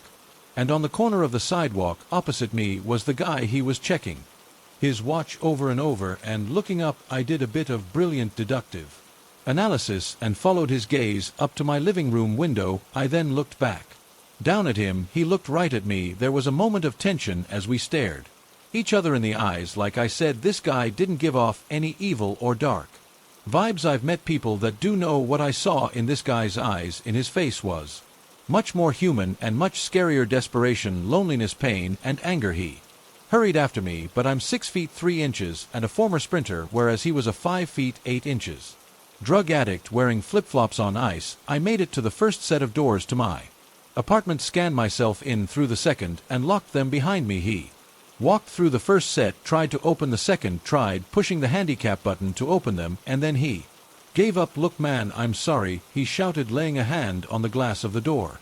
Can we talk about it? I shook my head. Absolutely not, leave me alone. I then wed on my heel and stopped over to the elevator. When I turned back, he had gone out into the snow. I didn't see him for a couple of weeks afterward, which was nice, because my boyfriend likes to walk down the street past the guy's apartment when he stays over and needs to go smoke. One night my boyfriend was over at my place. He'd just gone out to smoke before we went to bed, and he mentioned that he wanted me to come with him the next time he went out. Why? I asked, pulling him in close to me while we shivered. It's dark and cold, and I get paranoid out there sometimes. He mumbled into my chest, there's this creepy guy that sometimes stands on the corner across the way and just stares at the building. One time he asked me for a cigarette, and I told him I didn't have one. When I had one in my hand, my boyfriend left, kissed my chin, and passed out. I laid there awake, troubled, when I was sure my boyfriend was deeply asleep.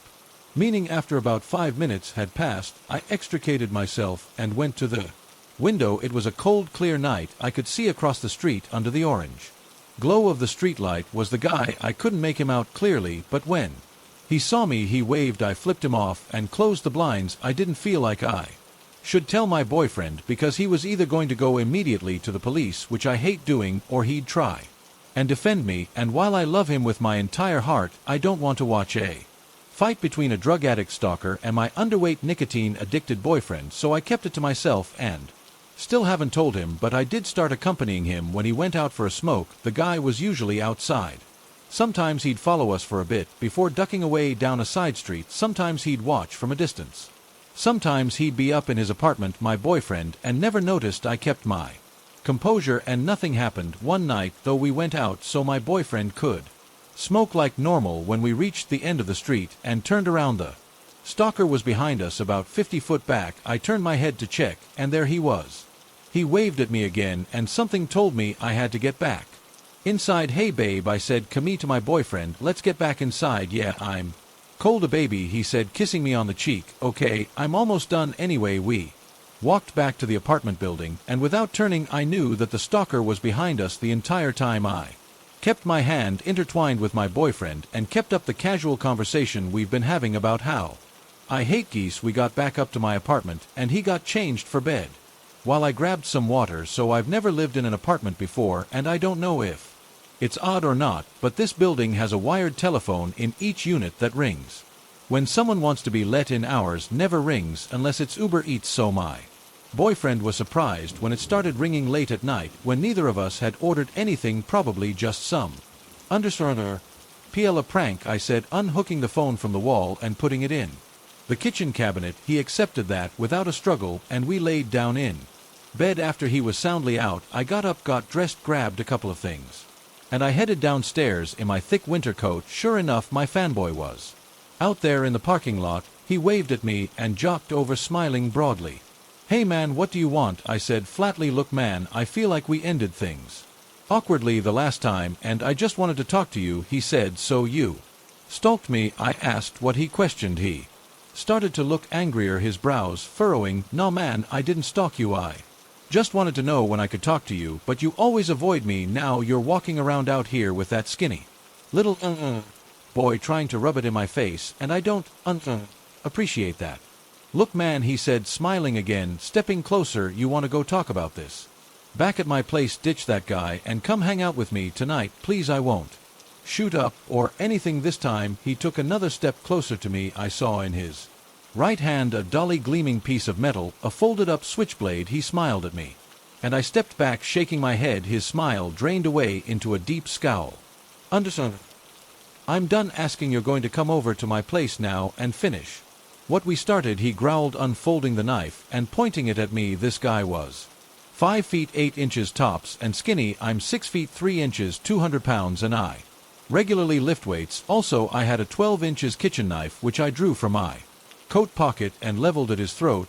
He looked at my knife and then back at his and smiled again. Bro, I was just playing. We can just talk right here, bro. I don't leave my boyfriend and I alone," I said very quietly, "or I will cut your face off and eat it." "What the responded. "I spent 8 years in juvie for stabbing a kid in middle school," I lied. He backed up, putting the knife back in his pocket. I took a step closer, holding my knife level. He backed away quickly, almost falling on the ice, until he was full sprinting back to his place, and I was chasing him down with my knife until he crossed the street, and I stopped. I slid the knife in my pocket and watched him run back to his building. I then went back up to my bedroom, told my boyfriend I just had to go pee, and then fell asleep. So nameless, horny drug addict. Let's not meet again, or I'll eat your face. I'm now 28, but this happened back when I was 19, when I worked in the coffee shop. After high school, I had several customers ask me out or ask for my number, and I said no to every single one. However, Dave was persistent. He ordered a strawberries and cream frappuccino from the cashier and chatted me up while I was making it for him. He asked for my number, but I politely declined to give it to him. He got back in line 20 minutes later and ordered the exact drink again. He said, "I ordered 2 drinks. I didn't want to just talk to you." Again, I thought it was cute, so I agreed to give him my number. We started texting that night and made plans to meet for dinner the next day. He worked at a video rental store and asked me to visit him at work a few hours before we were scheduled to meet up. I stopped by and we went for a walk, where he tactfully blurted out, "So this is just going to be a fling, right?" I was insulted that he was already thinking about hooking up, but somehow he recovered because the date was still on. He made dinner at his house. Looking back, not meeting in public was a bad idea. I realized this. He gave me flowers when I arrived. Things W looking better. After dinner, we played some drinking games with his roommate Joe, who turned out to be a really great guy. Had made the evening tolerable at one point.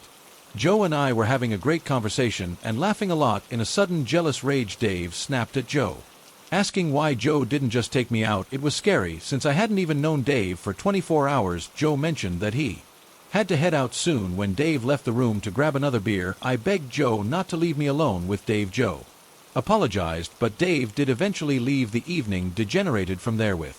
The most memorable bit of conversation being Dave telling me how his dad tried to kill his mom with a shotgun. Luckily, I was saved by a phone call from my younger brother Matthew. He needed a ride home from a party. I thought, hallelujah, I'm saved, until Dave insisted on coming along for the ride. When we arrived, Dave went to mingle at the party while Matthew said his goodbyes. I sat and chatted with some friends until Matthew signaled that he was ready to leave. The short ride to my parents' house was incredibly awkward and quiet. I walked Matthew to the door and he told me that he'd accidentally bumped into Dave at the party, and his response was, "Your sister and I were having a great time until you ruined our night. Also, if you bump into me again, I'll break your arm." I gasped it in horror as I realized I still had to drive this psycho back to his apartment. Luckily, the ride was without incident, unless you count him trying to talk me into going back inside with him. I firmly said no until he got out of my car, and then I sped away. The next day, I got a text from him saying, "Not a good sign when the flowers are left behind." I responded with, "Not a good sign when you threaten my brother and accuse him of ruining your night." He tried to say he was kidding and that Matthew had taken it wrong, but I didn't believe him, especially after the shady things Dave had already done the night before. Plus, my brother is sacred to me, and I would never let anyone harm him in any way, so the incident from the night before was enough to turn me off of Dave forever. I replied, "Matthew thinks you're a real piece of I trust his judgment completely. Piss off and don't contact me again." Luckily, he heeded my text. Looking back, I realized I should have done a lot of things differently, and that I was extremely lucky that Dave never did anything to harm me. When we were alone, my brother was only 17 at the time, but he was a big guy, 62, 200 plus PB. I'm not sure why I didn't drive Dave home first and keep my brother in the car with me, but never fear, I have learned from this experience. I was one of those kids you see walking around zoos or amusement parks wearing a leash. Those were already a thing 20 plus years ago, but less common, and were initially only tied around the wrist. In my case, it was a necessity. I would always start wandering off from the rest of the family, no matter what situation. This is one of the stories that led to me earning my leash. It happened when I was about 6 years old, and I went to the zoo with my mom and sisters. Before every family outing, my mom made sure to give me the talk about not wandering off again or face the consequences. My mom was a strict parent that made good on her promises she had to being a single mother of 3. I didn't try to disobey her per se, but I often just didn't pay attention to the world and people around me no different. This day I behaved and followed the group for a while, but then a butterfly garden caught my attention, and I was off. When I finally realized I separated myself from my mom and sisters again, I panicked and started walking around the zoo looking for them, being afraid for my mom's reaction more than anything else. After a while, I somehow got it in my head that if I could just walk out, find the car, and wait there, my family would eventually find me. So I did. I got lost within a couple of minutes walking around a strange neighborhood looking for either our car or the way back to the zoo. Nothing looked familiar. I started crying. My mom was going to be so mad.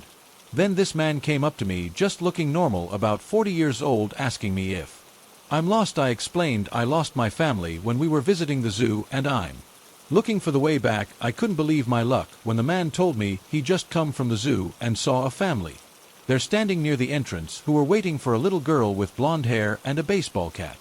But it was still a few blocks away, so he proposed I walk with him to his car and we could drive the rest of the way back. Just the mention of his car finally made me hesitant. I told him I wasn't allowed to get in a car with a stranger. My mom would be so mad. He then said something like that was true, but I looked smart enough to know if I could trust someone. I don't remember the exact words, but it was something like that. Also, he added that they spoke to my parents earlier when they were looking for me, so he's not a complete stranger. That didn't seem right. I asked him if he really talked to my dad, who had died a year before, by the way, and when he said he did, I broke down crying uncontrollably. I still didn't understand the situation I was in. I was just really confused about everything and scared of how angry my mom was going to be after all of this. Finally, my crying caught the attention of the security guard of a parking building that we were standing next to. Asking if there was something he could help with, the guy stepped aside with the security guard and started explaining the situation, but made it vaguely sound like he was my father and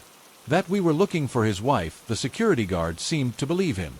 Pointing us in the right direction towards the zoo, the man thanks the security guard and proceeds to take my hand to walk away. The security guard takes a last look at me and asks me in a comforting, friendly adult to child kind of way why I'm still crying. I tell him that my dad is dead. He looks really confused for a few seconds, then asks if this man is not my dad. I tell him again, no, my dad is dead. In a split second his whole face and posture changes, and he turns to look at the guy who's trying to explain that he never actually said he was my dad, that the security guard must have misunderstood, and he was just helping me find my mom. The security guard said he appreciated the man's help, but he would take me out of his hands now, and the guy immediately took off. I don't think there was much else the security guard could have done. I explained the whole situation, and after making a phone call, he walked me to the entrance of the zoo, which was just around the corner from the parking building. From there, we were brought to the security's office where my mom and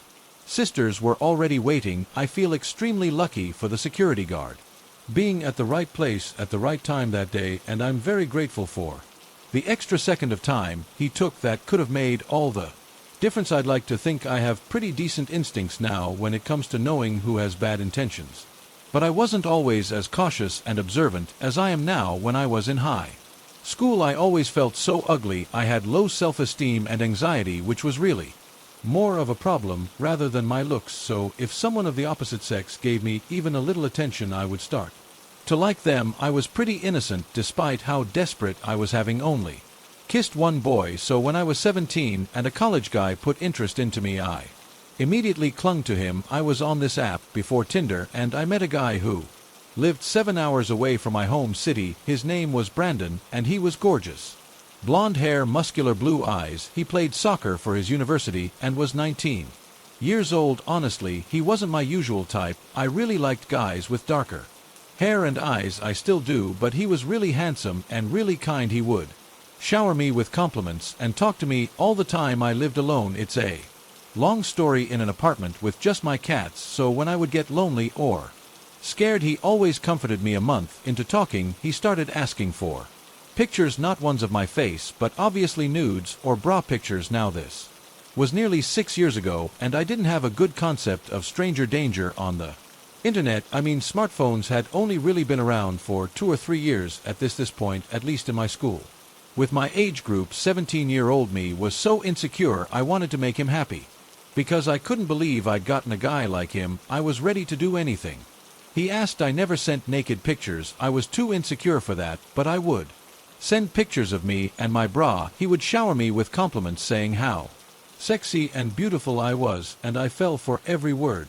With time, I started to get upset. Though I wanted to see him, I would always send him pictures when he asked, but he never sent me any. He would show me body pictures of him with his shirt off or things, but the pictures were always a bad quality. When I started getting too persistent, he promised he would start calling me. For some reason, this appeased me, and we'd talk many times a week, and after a couple of months he got increasingly more sexual with me, telling me what he wanted to do with me and how badly he wanted me. This made me nervous since I'd only ever kissed a boy, but it also made me a little excited. It felt good to be wanted by someone I'd really grown to like. This was all during the first semester of my senior year of high school, and I was going to turn 18 the next semester in late January. As it got to Christmas time, he started to talk about coming to my city to see me for my birthday. This had me really excited since I wanted to see him in person so badly. We had first talked about me going to him, something he had insisted on, but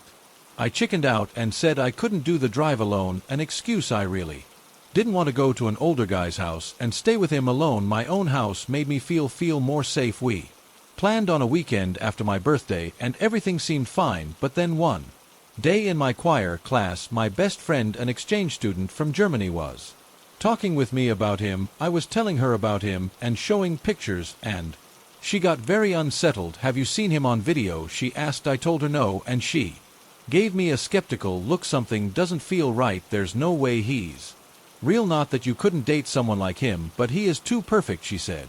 She was very direct and blunt with me about it, something my other friend's words, so I took her words deeply, and I'm So thankful I did, I immediately asked him for a picture of his face. He made up some excuse about how he couldn't take a picture right then, so I persisted asking.